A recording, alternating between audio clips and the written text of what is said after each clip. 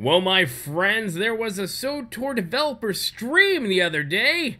We learned some things about guild perks and some other things that may or may not be coming in 5.10. Let's talk about it and when 5.10 will land.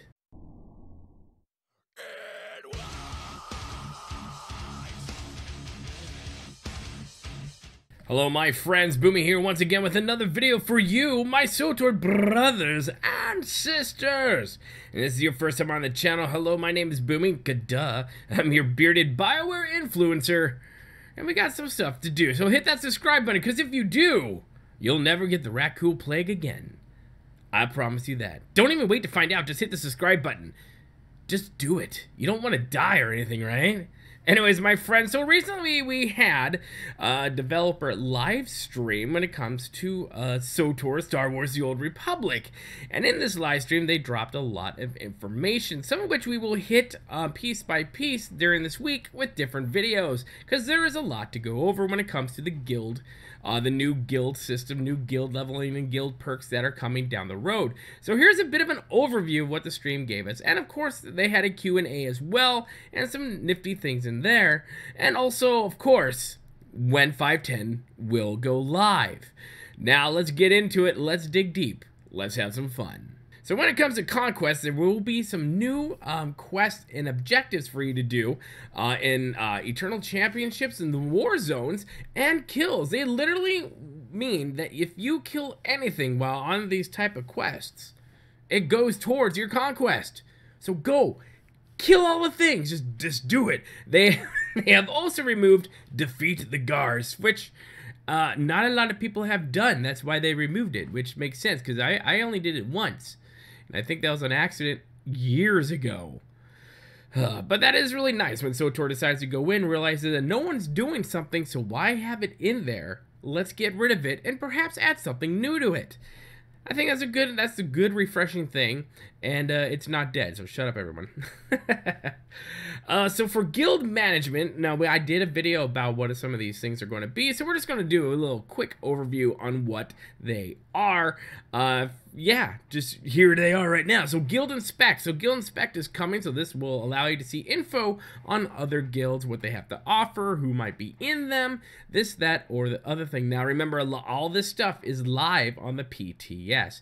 The only thing that is not coming in this patch 5.10 is heraldry system, and that will come down a later patch cycle.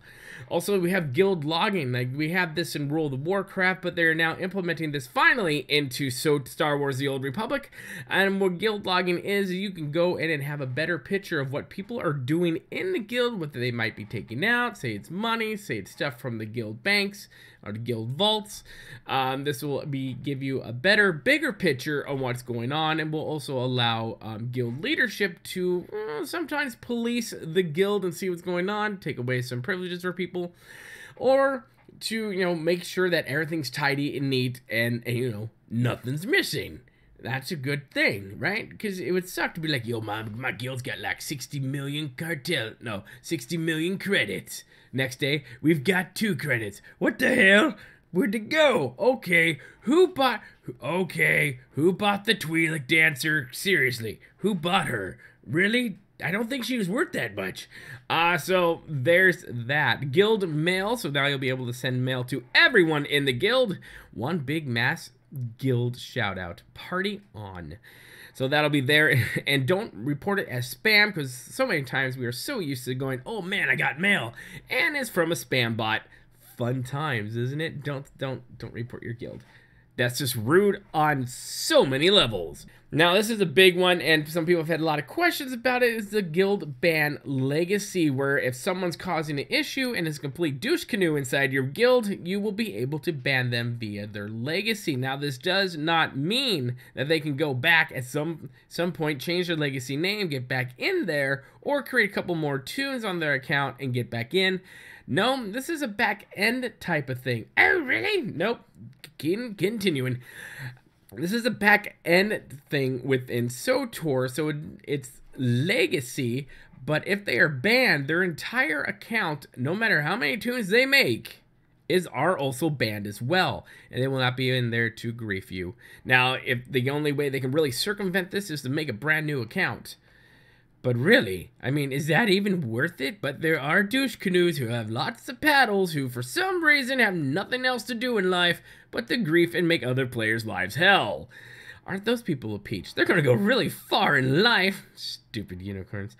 Let's see, and they will be doing guild ranks as well. We already have those, but they will be extending those, bringing more into, and the max rank up to 20. Personally, I think that's a bit much. I don't really think you need that many ranks in a guild. I guess it depends on how large your guild is, but that's just me.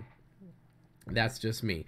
They also have the PvP challenge, where guilds groups can challenge each other for PvE or GSF matches, which I think that sounds freaking awesome.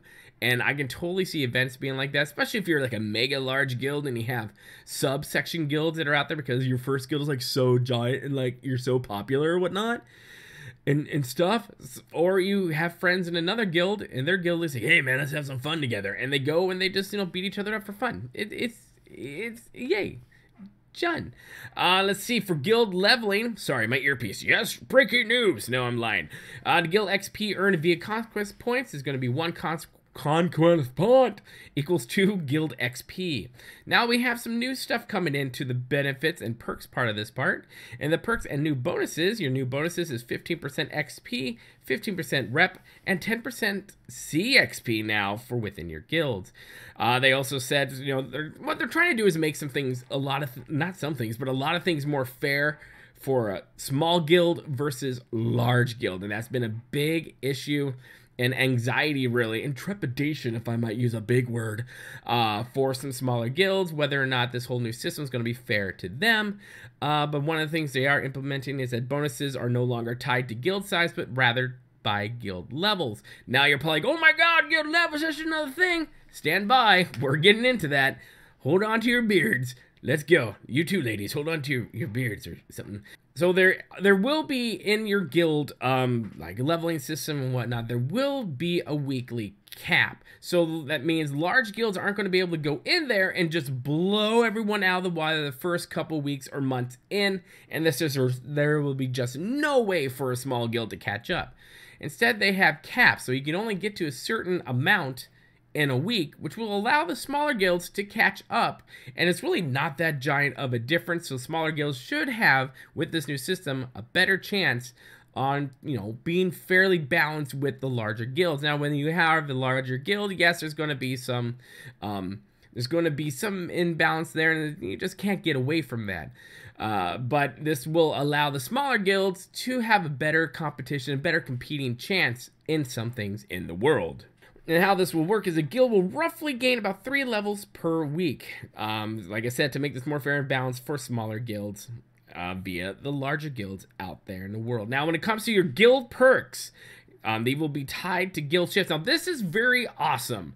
If you've ever bought a guild ship, or you have a guild and you just can't afford a freaking guild ship, let me tell you, they're no longer 50 million. Or they won't be 50 million any longer. They're going to be 8 million to buy a guild ship. That's amazing. We've got 8 million. I'll do that when I start my guild. Boomy Nation. That's right. It's going to happen someday when I get around to it. But when it comes to room unlock, those prices will not change. They might change down the road, but they haven't decided on that yet. They want to give you something still to work towards and not something that's going to be a flat, cheap rate. So now you want to buy the guild perks. You're going to have to be able to do that. That's the thing. Guild perks will cost a combination of credits, guild commendations, and reinforced modules will be the currency for being able to punch out some of these perk guilds. Now, some of the perk guilds are either going to be either core around, which means forever, or they're going to be rotating or cycling about roughly every 2 weeks. Core perks are generally less powerful than the rotating perks, but are generally cheaper to purchase. You know, that makes sense that like, okay, we have this cool perk coming in about 2 weeks. We may not know what these perks are going to be, but you just say we are. It's like, okay, let's hold off. We'll get the cheaper perks, but let's save up a little bit for these weekly perks. And then when the new weekly perk comes in, let's see if we want that one. That will help us out. I like that there's a rotating weekly perk thing that's out there. I think it's a great idea. I really do. Another one of the examples for this for quality of life is summoning guild banks out in the world, out of combat group res, etc., which I think are very good things. Now, some stat perks, an example of, will be divided into active and passive perks. Active perks are pretty much identical to class buffs and won't stack with them. It is only for new players, those of you who haven't, been playing for a long time, like some of us old veteran people who have, I'm old, where's my prune juice? I don't, whatever. It's only for newer players that don't have all the class buffs, which makes sense. Not all of us started 5, 6, 7 years ago. Some people have, as I've seen through my referrer friend, some people have just started now, or comments I've seen in this community. Some people have just started playing or got back into it after a couple years off, so they're making up for time lost. So this is a system to help the newer players out. With being able to get like a taste of the class buff system. So that's there. Passive stats buffs can only be slotted in one place, so you can run only one passive, except for perk set bonuses. Those are a thing. The passive stat perk will not impact PvP in any way and won't affect Master Mode operations. My free-to-play players, don't worry. I know sometimes you get screwed over with being a free-to-play player, but you will also get all the guild perks if you are in that guild. So don't worry about that. They're not going to gate that. Now, when it comes to the Q&A segment of the stream that they had, and I'll admit, this stream was kind of like, meh. Okay. I mean, it's not like guys, we're going to talk about story and all the new, returning companions. That will always get a larger audience. And this one was also in the morning, like close to afternoon, which was weird because they don't usually do that. But this is just, it's a giant memo what's happening. But here's some of the Q&A. Now, if you remember, I did a video on Paxton Rawl. He is a companion that accidentally made its way into the game, and I did a how-to video on how to get Paxton, which I believe is still relevant for when he may or may not come back in 5.10. He'll probably come back in 5.10. But that's the thing. So there he is, and it's kind of fun doing it. Here's a hint: he hangs out in bars. Okay, so that's it. When is 5.10 coming? Well, being Type A, I'd like to have an exact date, but they're not giving us an exact date because they don't want to come into a problem and then be like, okay guys, we said it was going to be like December 5th, but something came up, so it won't be till December 15th. So what they want to do is they are planning on the release for 5.10 to be about early December, so in like first week of December. But there's a caveat there that something might come up, I mean it usually does, where that will be pushed off a little bit. Hopefully not before everyone goes on Christmas vacation, because that would suck, because we'll burn down all the things, Batman. I don't know. Some people ask some questions about whether or not will there be clickable links in guild description. The answer is might be something they look to in the future. I know World of Warcraft has that as well. I don't know all the things when it comes to code or anything like that, so I'm not going to squawk on that whatsoever. When it comes to content and stuff, they are not balancing contents around guild perks, so you are not left out and unpowered if you are not in a guild with good guild perks. System designed so that if you are a small guild hitting small invasion objectives every week, you'll be able to slot a perk in every slot. Like I said, they're really trying to think of everyone in this one, especially the smaller guilds. Banning large guilds from doing small yield planets. Guild size is measured by number of characters, not active players. So you can have, let's say, 500 player guild with only 20 active players that are being punished. They will not be doing refunds for people who purchased guild shifts for 50 mil a long time ago. But let's say you purchased a guild shift for 50 mil a day or two, and you didn't have any clue about this a day or two, like before 5.10 hits. They said to call customer service, and you might be able to get a refund for that. So I would suggest do that. But I've called their customer service before in the past for something, and it's probably one of the best experiences I have had when it comes to dealing with customer service, because we all know that can be fun in the sun. Never. They also said that there is no plans to increase the guild cap beyond 1,000 players right now. And also guild calendars is something they will look into, something they do want to do, but they just didn't have time to get it into this patch. Now, my friends, I want to hear your comments. Put your comments in the section below. What do you think about this? Are you excited about what they're going to be doing with guild stuff? Like, I know this is like a big memo and footnote of, well, stuff that's coming on, but there's a lot of this quality of life stuff, especially when it comes to guilds and guild management and, you know, guild competition, not only within the guild, but also with other guilds as well. I think that is good and something healthy to breed into the system and into the game.